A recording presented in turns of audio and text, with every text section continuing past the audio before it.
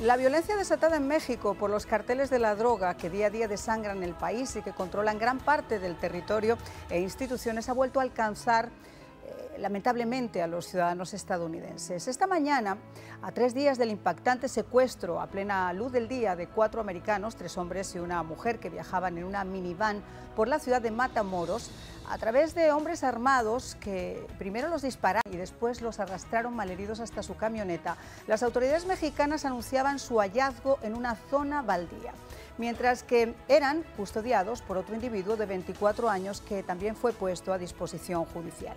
2 de ellos fueron encontrados sin vida y los otros 2, uno con heridas graves de bala en una pierna y la mujer aparentemente ilesa.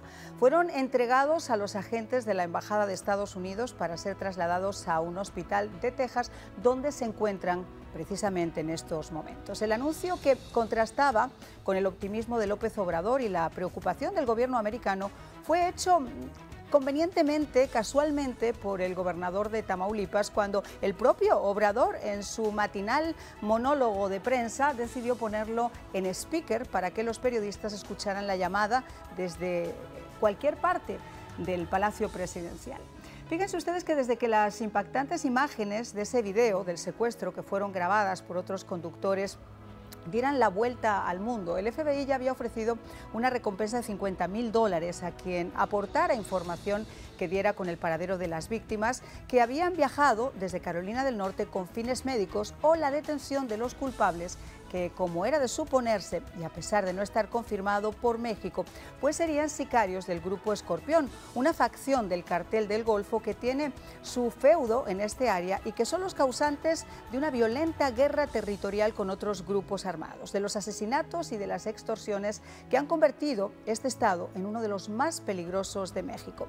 A pesar de la versión oficial dada a conocer por el presidente mexicano de que los 4 ciudadanos pues fueron atacados por una especie de confusión al quedar atrapados en medio de un enfrentamiento entre grupos, en Estados Unidos las agencias no lo han confirmado y siguen manejando también otras hipótesis. Y mientras se exige a Joe Biden que actúe con firmeza con su homólogo mexicano, bajo cuyo mandato los carteles están viviendo su auténtica época de bonanza, algunos legisladores republicanos han aprovechado para pedir de nuevo que los carteles sean catalogados como grupos terroristas, una medida eventual que México pues ve como una violación a su soberanía, porque autorizaría al ejército estadounidense a combatir estas organizaciones. La llamada pacificación con el narcotráfico y ese cándido eslogan de los abrazos y no balazos, impulsada por Obrador, pues a juzgar por la forma en la que los carteles siguen llenando de sangre el país, solo vive en su acomodada imaginación o en la fuente de sus más ardientes deseos. Tenemos con nosotros esta noche a Noé Zabaleta. Él es periodista, es escritor mexicano, es un experto en carteles, conoce muchísimo del tema de los carteles en México y del daño que están ocasionando al país, y por supuesto Eladio Páez, consultor de seguridad y un auténtico experto también en las negociaciones, en secuestros y en este tipo de eventos. Quisiera comenzar con Noé, que se encuentra allá, para que nos cuente un poquito. ¿Ha habido alguna información más a última hora? ¿Qué se sabe realmente de este grupo, de esta facción llamada Escorpión del Cartel del Golfo? Marian, muy buenas noches a ti y a todo tu auditorio allá al programa El Espejo en Estados Unidos. No ha habido información novedosa. Tú lo decías en la intro, se esperan a la mañanera, como el programa estelar, para dar últimos detalles. Hay que recordar que Américo Villarreal, el gobernador de Tamaulipas, recién tomó protesta en este estado ubicado en la parte alta del Golfo de México, y que literal, bueno, es el vocero de López Obrador para confirmar el lamentable deceso o el lamentable asesinato de 2 americanos, y que ya se entregaron en la garita migratoria a la persona herida y al otro ciudadano norteamericano que salió ileso. Lo que sí yo te puedo platicar es que llevamos más o menos una década de enfrentamientos entre el cártel del Golfo y el cártel del Noreste.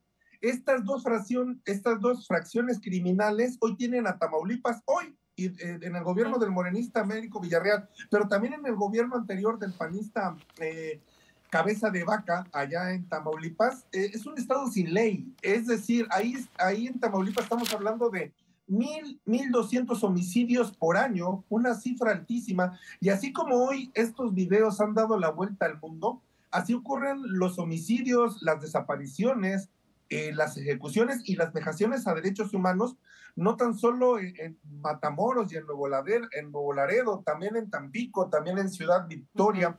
Toda esta franja, ni el gobierno de López Obrador ni el anterior de Peña Nieto han podido con él.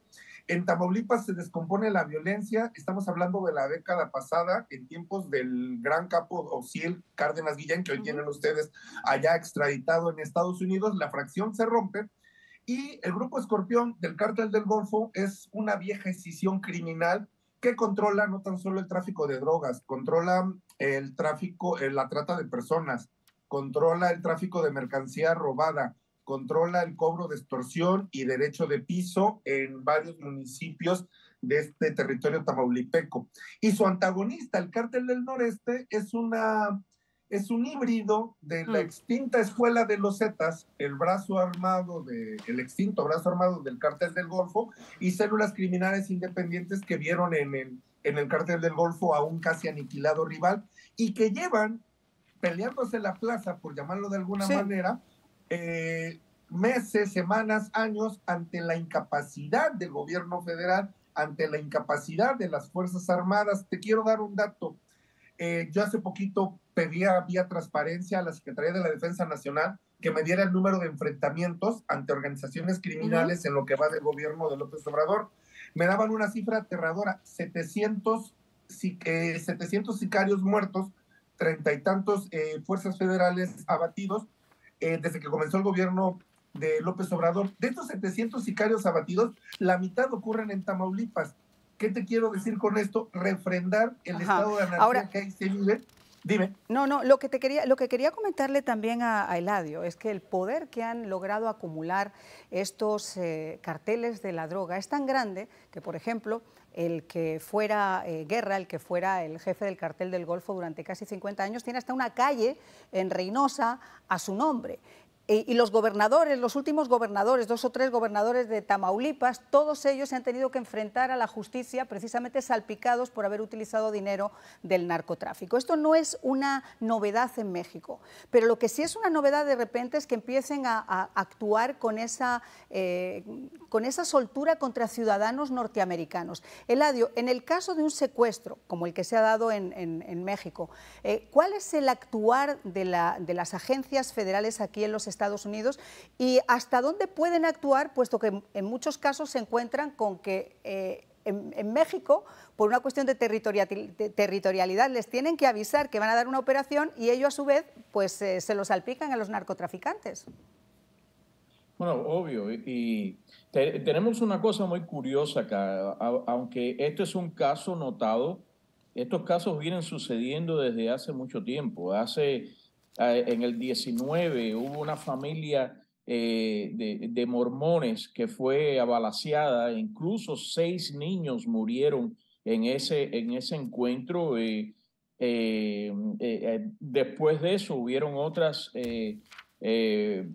problemas donde balacearon a carros. En ese incidente, en el 20, un año después, murió un niño de 13 años. También ciudadano americano. Y hay una cosa muy curiosa en este caso.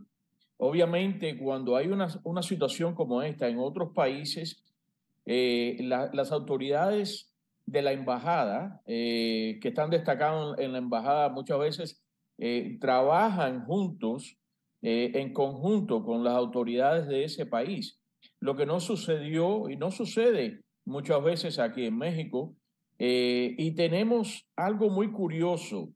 Hay en otros casos que se han dado, no han arrestado a nadie. En este caso, de buenas a primeras, en fracciones de días, arrestan a la persona y hallan a las personas secuestradas y arrestan a una persona. Me huele que el mismo cartel dio la información basado en qué notado está este caso y cómo se desplagó en las redes tanto en las redes sociales como en la media, y creó el problema que ha creado de adopción. A mí el miedo que me da, y es un miedo generalizado, es que en vista, por ejemplo, de cómo Estados Unidos se ha comportado con el canje de prisioneros en los últimos tiempos. Lo vimos en Rusia, lo hemos visto con los narcosobrinos de Maduro. Estamos hablando de gente que ha sido convicta, que estaba cumpliendo una prisión aquí en Estados Unidos y que han sido canjeados por gente inocente. Yo siempre dije y mantuve, esto siembra un mensaje muy peligroso y muy contradictorio, porque se puede utilizar al americano como una moneda de cambio. Y fíjate por qué hay varias cosas que a mí no me encajan y quiero preguntársela a los dos que son los expertos. Una es, si realmente ellos estuvieron en un fuego cruzado, estos americanos, y fueron víctimas del fuego cruzado, ¿por qué los secuestran? Y después de secuestrarlos, ¿por qué los tienen rondando de un lado para otro para poder desviar la atención de las autoridades? No han pedido un rescate monetario, pero no sabemos cuál podrían ser esas negociaciones por debajo de la mesa, sobre todo además ahora que Genaro García Luna que acaba de ser condenado culpable en una corte de México, y que el ratón, justamente en el día de hoy, el hijo del Chapo Guzmán, aunque no tenga nada que ver, se presentaba ante la justicia, ante la petición de los Estados Unidos. Bueno, yo les decía que hay cosas que no me encajan. Lo vamos a ver ahora con nuestros invitados, pero vamos a recordar antes qué fue lo que dijo Andrés Manuel López Obrador. Hay cooperación, estamos trabajando de manera coordinada, con respeto a la soberanía. Aunque el abogado exprocurador Barr diga que yo apoyo a los narcotraficantes mexicanos con el argumento de defender la soberanía. Esto es un asunto nuestro. Y además, el presidente Biden me ha ofrecido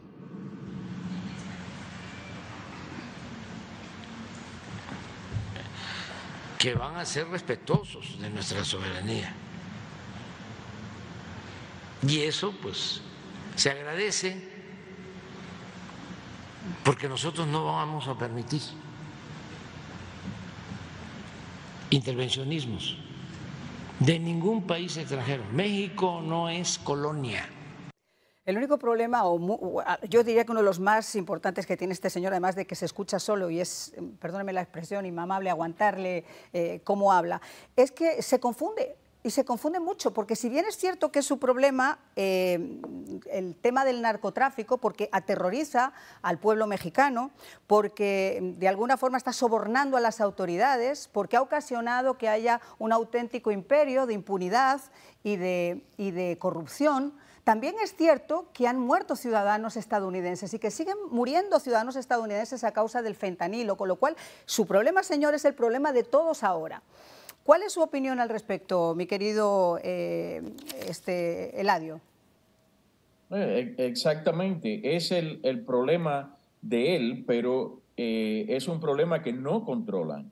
Desgraciadamente, como dijo Noel anteriormente, el Estado es sin ley.